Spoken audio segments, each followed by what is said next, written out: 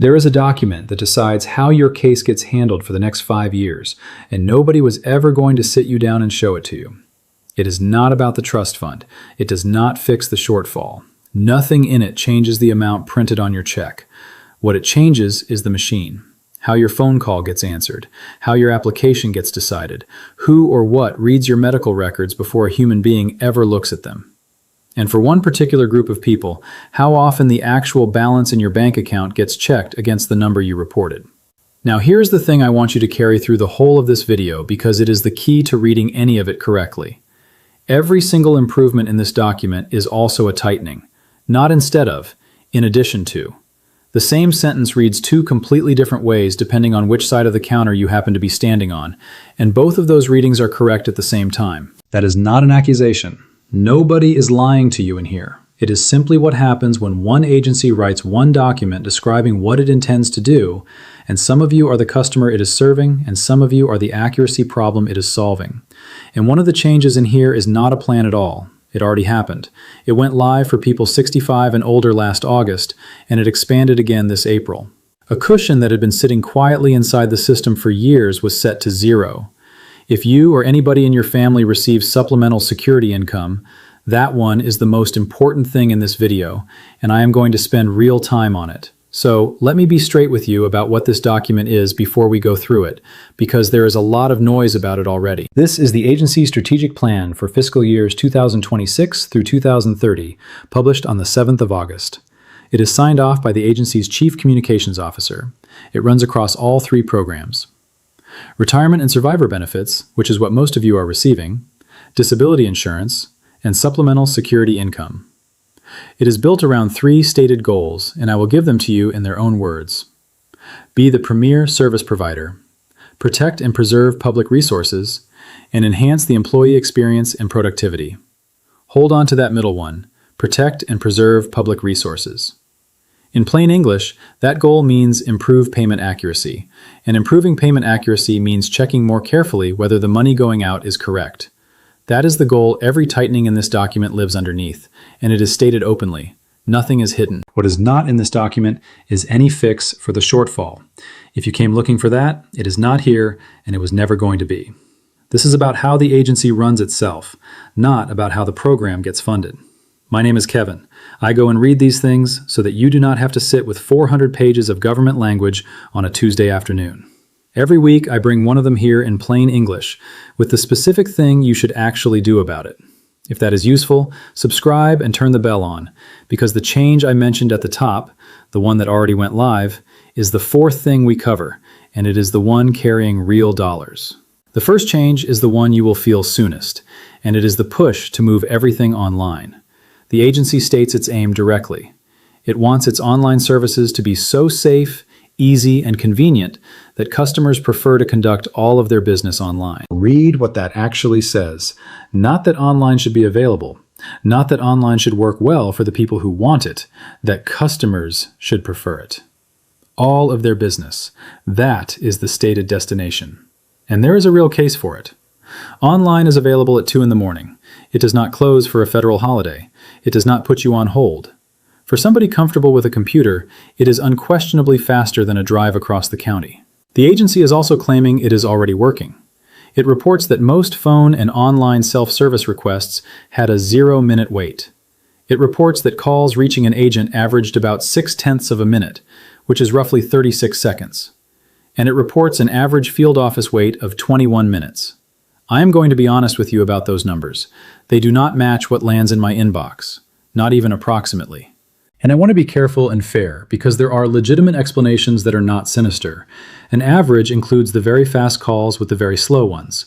A self-service request that resolves instantly is genuinely a 0-minute wait, and there are millions of those. So an average can be technically accurate and still describe almost nobody's actual afternoon. There is also a question worth asking plainly, and I do not have the answer to it. When the report says a call reached an agent, I do not know whether that means a human being or an automated system. Those phone lines now have automated assistants on them. If a call is counted as answered the moment an automated system picks up, then 36 seconds is a completely believable number, and it describes something rather different from what most people mean by getting through to somebody. I am not accusing anybody of anything. I am telling you there is a gap between the reported experience and the reported to me experience, and I would rather name the gap than pretend it is not there. Now, there is something in here that has barely been mentioned anywhere, and it happens to be good news, so I want to put it plainly. In-person help is not going away. Field offices are not being closed to the public. In-person appointments are staying. The document makes a specific promise on this, and it is worth hearing exactly. It says, a customer who visits a field office, even without an appointment, should receive prompt, friendly service and be able to complete their business before leaving. Even without an appointment, complete their business before leaving. That is a written commitment in an official plan, and it is the single most useful sentence in the entire document for the people watching this. Because there is a widespread belief right now that the doors are closing and the only way in is a website. That belief is not correct, and acting on it costs people real access they still have. Ordell drove 40 minutes to a field office in March because the website had locked him out for the third time. He is 77. He had reset his password twice. The verification step kept asking him to receive a code on a device he does not own. He is not confused, and he is not helpless. He simply does not have the equipment the process assumes. What he told me afterward is the part that stayed with me. He said the drive was not the problem. Not knowing whether the drive would accomplish anything was the problem. He had no idea whether they would see him without an appointment, whether he needed paperwork, or whether he would sit for 4 hours and be sent home. So he sat in his truck in the parking lot for 11 minutes before he went in. That distance, between having a right and knowing how to use it, is exactly why I put the quiet rules together. Because the thing that actually costs people is never the rule itself.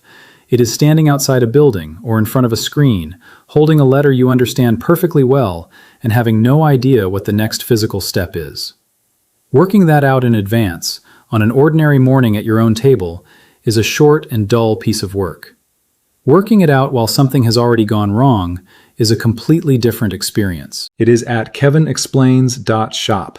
The link is in the description below and in the pinned comment at the top, and if you are watching this on your television, there is a code on the screen you can point your phone camera at. 7-day guarantee, always, no argument. If it does not put something in your hands you did not already have, send it back. So let me make that field office promise usable, because a promise you cannot act on is decoration. You can find your local office through the office locator on the agency's website, or by calling the main line and asking for the address of the office serving your area. You do not need an appointment to be seen, and that is the point of the sentence in the plan. An appointment generally means a shorter wait, so make one if you can. But arriving without one is not a mistake, and it is not something to apologize for. Take identification. Take any letter you received about the matter, the actual letter, not a description of it. If it involves money, take a recent statement. If it involves somebody else's account and you are the representative payee or hold a power of attorney, take that document because without it, they legally cannot discuss the account with you at all. And here is the sentence to use at the window if you are told to go and do it online. Say that you would like to complete this in person today and that you understand walk-in service is available. You are not being difficult. You are describing the agency's own written commitment, and staff are generally aware of it.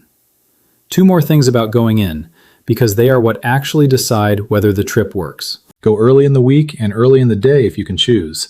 Monday is generally the heaviest day in any field office because it carries the weekend backlog, and the hour after opening is usually lighter than the hour after lunch. That is not a rule anybody publishes. It is just how queues behave. And write your question down on a piece of paper before you leave the house. 1 sentence. What you need to happen. People arrive with a folder and a story and 30 minutes of context, and by the time they reach the window, they have lost the thread of what they actually came for. A single written sentence keeps the visit on the thing that matters, and it also means that if you are handed off to somebody else, you can hand them the sentence. If you cannot travel at all, and for a lot of people that is simply the situation, the phone line can do most of what the counter can do. It takes longer to reach a person, and I will not pretend otherwise. But an appointment can be made over the phone, and once made, some matters get resolved in that same call without any journey at all. The second change is about data, and it is the quietest thing in the document. Under the heading of reducing payment errors, the plan notes that the agency issues over $1 trillion in benefit payments every year, and that at that scale, even a very small error rate produces enormous dollar amounts. The proposed remedy is to break down what it calls data silos and duplicative data collection. Now, if you have ever dealt with more than one benefit at once, the surface reading of that sounds wonderful. Anybody who has applied for supplemental security income and Medicaid and food assistance knows the routine. You provide the same information 4 separate times to 4 separate offices on 4 different forms, and any inconsistency between them becomes your problem to explain. Sharing that data means you stop repeating yourself. That is a genuine improvement, and it will save real people, real hours. It also means something else, and both things are true. When those systems talk to each other, no single office holds a partial picture of you anymore. There is a combined picture. Your reported income here can be checked against your reported income there without anybody requesting anything from you. A discrepancy that used to sit undiscovered between 2 filing cabinets in 2 different buildings now surfaces automatically. For the large majority of you, that is fine or even helpful because it catches errors early instead of letting them compound for years. But it does mean that accuracy in what you report has gone from something that mattered to something that matters immediately. And I would rather you heard that from me plainly than discovered it in a letter. There is one practical consequence of that worth acting on, and it costs you nothing. Go and make sure the basic facts held about you are the same everywhere. Your address, your marital status, your bank details, your living arrangement, meaning whether you live alone, with family, or in somebody else's household, because for needs-based benefits, that changes the calculation. Historically, if you updated your address with one office and forgot another, the consequence was mostly inconvenience. Mail went to the wrong place. In a system where records are being compared against each other, an inconsistency stops being an inconvenience and becomes a discrepancy. And a discrepancy is something a system flags for a human to look at. So the free move is to pick an afternoon and make the story consistent everywhere. Not because you have done anything wrong, because a machine comparing 2 records has no way of knowing that one of them is simply out of date. The third change is artificial intelligence, and this is where I want you paying close attention. The plan is candid that a great deal of the agency's difficulty comes from what it calls outdated work processes and aging legacy systems. That is not spin. There have been public accounts of roughly 60 million lines of decades-old code sitting underneath these systems, written in a language very few working programmers still understand. So modernization is not optional, and I am not going to pretend it is. Where it gets serious is in the specifics. Further into the document, in the section about employees, there is language about using available technology to automate cumbersome tasks and processes, and it names them. Collecting and analyzing medical evidence in order to make disability decisions faster, serving phone customers, and generating draft hearing dispositions. Sit with that third one for a moment. A hearing disposition is the written decision in a disability case. The plan describes drafting those with automated assistance. Here is the honest case in favor, and it is strong. People have waited years for disability hearings. Years. There are individuals who have lost housing while waiting for a decision that a human being was too overloaded to reach. If automation cuts a 2-year wait to 8 months, that is not a technicality. That is somebody keeping their home. And here is the honest concern, which is equally real. The material being processed is your medical evidence. It is the most sensitive category of information about you that exists anywhere. The question of who handles it, where it goes, and what gets retained is a fair question, and it deserves a clearer answer than the document gives. The deeper issue is subtler than privacy, though. When a draft decision already exists before a human being opens the file, the human role quietly shifts from deciding to reviewing. Those are not the same task. It is considerably easier to agree with a document that is already written than to write a different one from scratch, and that is true of every person in every profession, not just this one. So the thing worth watching over the next 5 years is not whether they use these tools. They will, and in many cases they should. It is whether a person retains the genuine authority to disagree with what the tool produced, and whether that person has the time to exercise it. And there is a practical consequence of all this that is worth knowing right now, because it changes what you should put in a file. If automated tools are collecting and analyzing medical evidence, then what gets analyzed is what was actually submitted and legible in your record. A system does not telephone your doctor to clarify an ambiguous note. It does not infer what a specialist meant. It reads what is there. Which raises the value of two things enormously. The first is completeness. Every treating provider, every visit, every test, actually in the file rather than assumed to be somewhere. The second is clarity. A one-page letter from a doctor stating plainly what you cannot do, in functional terms, is worth more in an automated pipeline than 50 pages of clinical notes that require interpretation. That was already true. It is more true now. If you are in the middle of a claim, the single most useful hour you can spend is confirming what is actually in the file rather than what you believe was sent. Marvella asked me something a few weeks ago that I did not have a clean answer for. She is 63 and she has a disability claim that has been moving through the system for 19 months. She wanted to know whether a computer was going to decide it and whether she was allowed to ask. And the truthful answer is that she can ask, and she may or may not get a clear response because none of this is written on any form she will ever receive. There is no line on a decision letter that says how it was produced. And I want to give her question the respect it deserves rather than brushing past it, because underneath it was a fear I hear constantly and rarely see addressed. The fear is not really about computers. It is about being processed by something that cannot be reasoned with. Everybody in this audience has at some point explained a circumstance to a human being and watched that person understand it. The worry is a system with no capacity to hear the circumstance at all.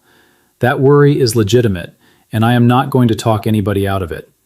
What I would say is that the appeal stages still involve human beings, and the further you go, the more human they get. The first automated pass is not the end of the road. It is the beginning of one. What I told her is what I would tell you. When a decision arrives, read the reasoning, not just the outcome. If a denial cites evidence that does not match your file or misses records you know were submitted, that is the thing to appeal on, and it is entirely fixable. Whether a person or a system generated the error changes nothing about your right to point it out. What she actually needed was not an opinion about technology. She needed to know that a decision letter can be wrong, that being wrong is common, and that appealing is ordinary rather than confrontational. That is the sort of thing that lives in the guide, plainly written and in large print, so that a letter on a kitchen table becomes a task with a next step rather than a verdict. Same place, kevinexplains.shop, in the description and in the pinned comment, and the code is on your screen if you are watching on the television. 7-day guarantee, every single time. A woman with 19 months invested in a claim, holding a letter, not knowing whether disagreeing with it was even allowed. Now the fourth change, and this is the one with actual dollars attached. If you receive retirement or survivor benefits only, this specific change does not apply to you, and I am not going to pretend otherwise. Stay with me anyway, because there is a very good chance somebody in your family is affected, and the section after this one comes back to everybody. Supplemental Security Income is a needs-based program. To qualify, your countable resources cannot exceed $2,000 for an individual or $3,000 for a couple. That includes bank balances, savings, and certain policies that carry a cash value. That limit has not changed. I want to be very clear about that because there is misinformation circulating on this point. $2,000, same as it was. What changed is something almost nobody outside the agency had ever heard of. There is a tool called Access to Financial Institutions. With the recipient's consent, given as part of applying, it verifies bank account information directly with participating banks and can detect account balances that were not reported. That tool has existed for years. Here is the part that moved. It used to operate with a tolerance of roughly $400, meaning if you reported $1,200 and the verification came back at $1,500, that gap sat inside the cushion and did not by itself trigger anything. It absorbed the ordinary noise of real life. A birthday check from a sister, a refund that landed, a month where the arithmetic was slightly off. That cushion is now zero. It was implemented in August of last year for people aged 65 and older at the point of claim approval. And this April, it was extended to all blind and disabled supplemental security income approvals. The agency has stated it intends to explore expanding the tool further. So the resource limit did not move. The tolerance around it disappeared. And I want to be precise about who this touches right now, because there is a lot of overstatement circulating, and I am not going to add to it. As implemented so far, this applies at the point of claim approval. It went to people aged 65 and over first, and then to blind and disabled approvals this April. The agency has said openly that it intends to explore expanding the tool further, which is a statement of direction rather than a rule that already binds you. So if you have been receiving these payments for 11 years and nothing about your situation has changed, nothing described here has automatically reached into your account this morning. What has changed is the direction of travel and the size of the margin, and the sensible response to that is accuracy rather than alarm. I say that deliberately because fear is the wrong reaction to this, and it produces bad decisions. People hear something like this and start moving money around or hiding it or asking a relative to hold it for them. Every one of those creates a far worse problem than the one it was meant to solve.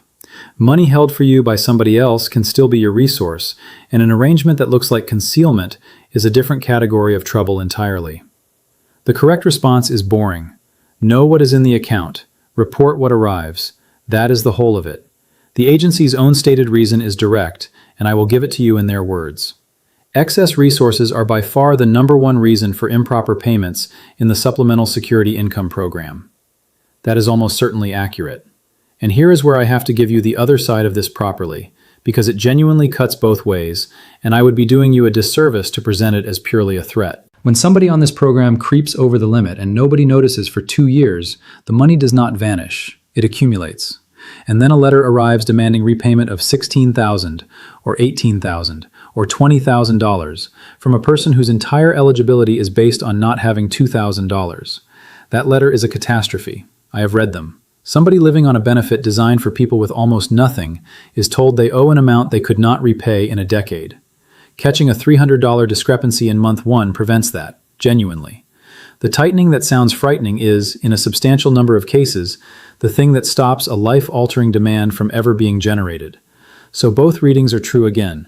The margin for small, honest mistakes has narrowed sharply, and the mechanism that turns small, honest mistakes into catastrophic debts has narrowed with it. What it means practically is straightforward. If you are on this program, your reporting needs to be current rather than approximately right.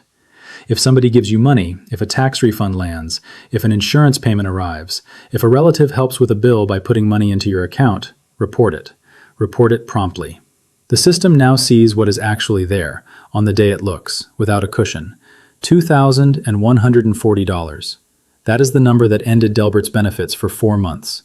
He is 68. His sister died and left him a small amount, well under $3,000, and it landed in his account in a week when he was arranging a funeral. He was not hiding it. He fully intended to report it.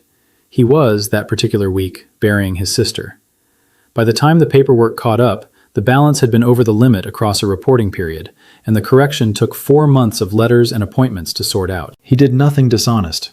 He was late by a matter of weeks during the worst fortnight of his year, and the system that looked at his account had no way to know what had happened in his family. And there is one more objective in this plan that connects directly to all of that. So let me name it. The document lists increasing debt recovery among its aims. In plain terms, if you were overpaid at any point in the past, expect more consistent effort to recover it. Combined with sharper detection, the direction is unmistakable.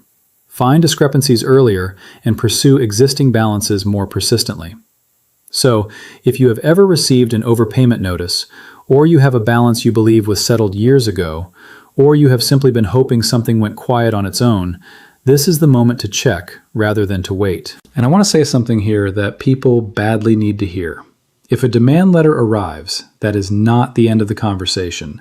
There is a reconsideration process. There is a waiver process for situations where the overpayment was not your fault and repaying it would cause hardship. There is the option to negotiate a repayment rate you can survive rather than accepting the one printed on the letter. Every one of those has a time limit, which is precisely why the letter must not go into a drawer. The single worst thing you can do with one is nothing. If you are looking at a letter like that right now and cannot work out which of those applies to you, email me. The address is on your screen and in the description below. I read every one that comes in. One more detail on that, because it decides how much time you have, those processes are generally tied to the date printed on the letter rather than the day you opened it.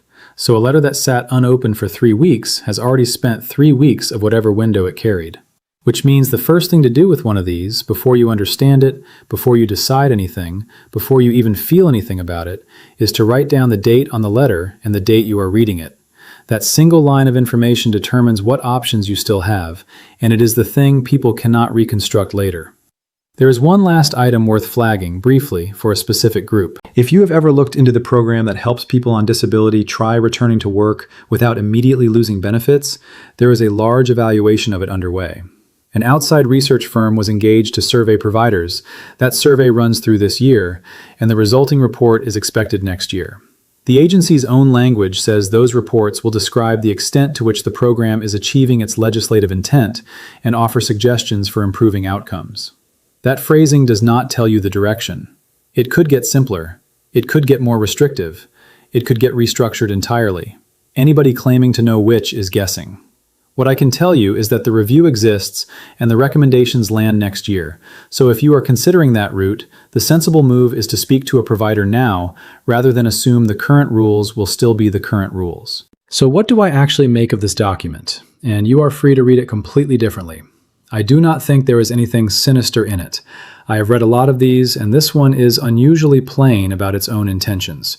It says it wants everybody online. It says it wants payment accuracy improved. It says it will automate what it can. None of that is buried. What I keep returning to is the double reading. Every improvement in here is genuinely an improvement, and every one of them also narrows something. Faster online service, and a channel where everything is logged. Shared data, and a single combined view of you.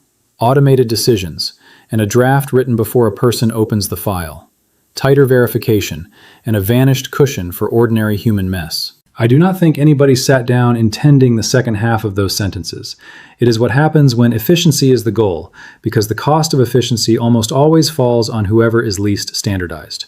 And the people least standardized are the ones with complicated lives. The person burying a sister, the person without a smartphone, the person whose income changed twice in 1 year.